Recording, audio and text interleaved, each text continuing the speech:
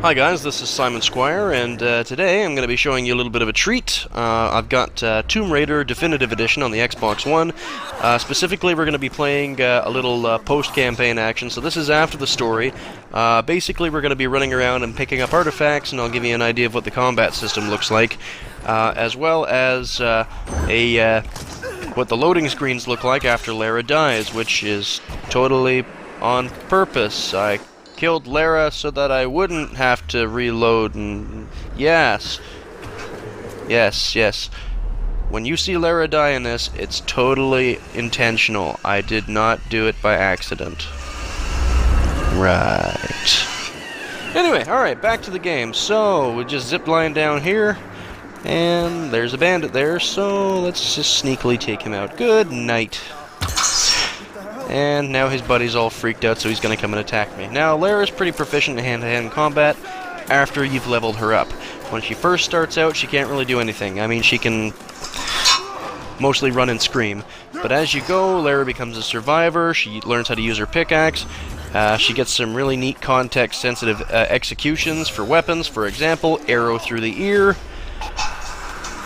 It's not like he was using anything between there anyway, so I might as well have stuffed it with the stick with a pointy thing. So, here we go. This is picking up artifacts. You walk up to it, you press the X button, you open it up, there's the artifact. Sometimes there'll be a little magnifying glass to the left. You simply rotate it around until the controller vibrates, and that gives you an idea that you're looking at the right object. Lara will speak up, and bang. I also tried to show you, because this is a HD remake of an Xbox 360 game that came out last year. I wanted to give you an idea of what Lara looked like. Unfortunately, I had a little bit of trouble getting her camera angle just right, so I couldn't get a good example. But it is a really impressive HD upscale. The only gripes I have is that the Kinect functionality sucks. My recommendation is that if you have a really quiet household, then you're good to go. Otherwise, if you have a house like mine with kids constantly running around in the background, for example, you can hear mine now, is that turn the Kinect functionality off, because the Kinect will pick up voices, it'll pick up people walking through the room, it'll pick up the TV, and what'll end up happening is weapons will be switched, the game will pause, all sorts of things will happen, and it'll just mucking around with your game. So, yeah, I'd recommend turning Kinect voice commands off. That box there that I just opened, if you ever run into those in the game, I highly recommend you open them up.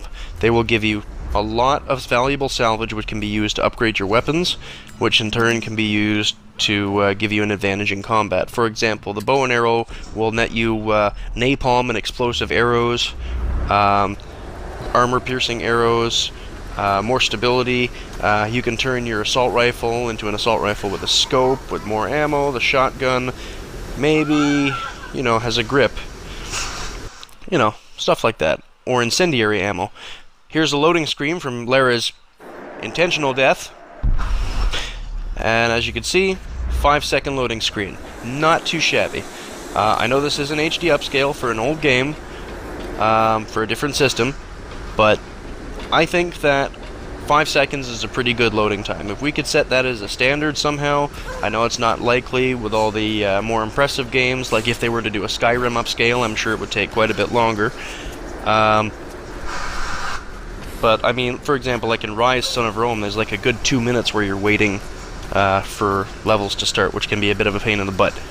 But with this, I fell off a cliff, 5 seconds later, back to here we go.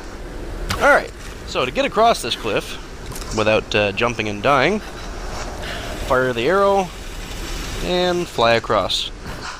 And these are all things you'll unlock as you play the game. My time is up.